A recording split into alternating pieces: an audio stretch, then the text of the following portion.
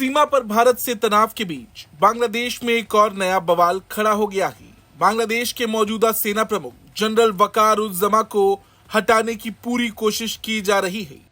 ऐसी रिपोर्ट सामने आई है कि कट्टरपंथी इस्लामी रुख वाले लेफ्टिनेंट जनरल मोहम्मद फैजुर रहमान कथित तौर पर इस योजना को अंजाम देने में लगे हैं। बांग्लादेश के सेना प्रमुख को हटाने के पीछे उनका नाम सामने आया है।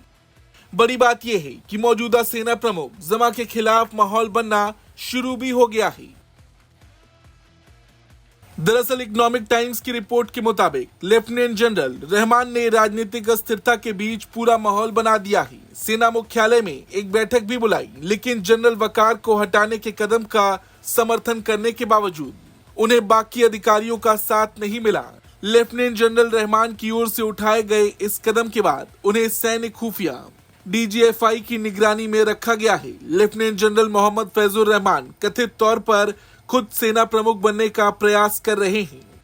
बताया तो ये भी जा रहा कि कुछ दिन पहले ही रहमान ने पाकिस्तान की खुफिया एजेंसी ISI के प्रमुख से मुलाकात भी की थी।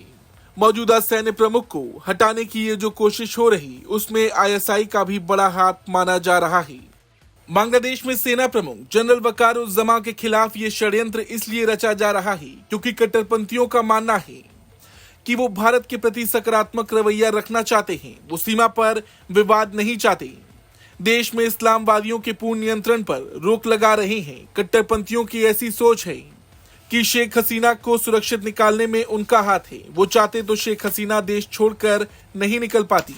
बांग्लादेश में मौजूदा हालात एक बार फिर बिगड़ते दिखाई दे रहे हैं। बीते साल भारी राजनीतिक उथल पुथल मची थी और अब सेना में तख्तापलट की खबरें सामने आई हैं, क्योंकि सेना का सत्ता में हस्तक्षेप हमेशा से देखने को मिला है। तो अगर ऐसा कुछ भी होता है तो इसका सीधा असर पूरे देश में देखने को मिलेगा।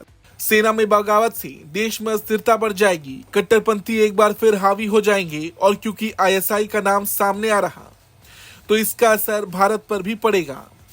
पहले से ही अंतरिम सरकार और भारत में तनातनी देखने को मिली है। बांग्लादेश की मौजूदा स्थिति पर कोई आधिकारिक जानकारी अभी तक वैसे तो सामने नहीं आई, लेकिन सवाल तो यही है कि अगर सेना प्रमुख वकार-उज़-जमा के खिलाफ ये षड्यंत्र रचा जा रहा है तो वो इस स्थिति से कैसे निपटेंगे। बांग्लादेश में सैन्य तख्तापलट बहुत कुछ तबाह कर देगा। भारत का पड़ोसी होने के नाते सीमा पर भी हलचल बढ़ जाएगी। उसका असर यहाँ भी देखने को मिल सकता है। ब्यूरो रिपोर्ट, भारत तक।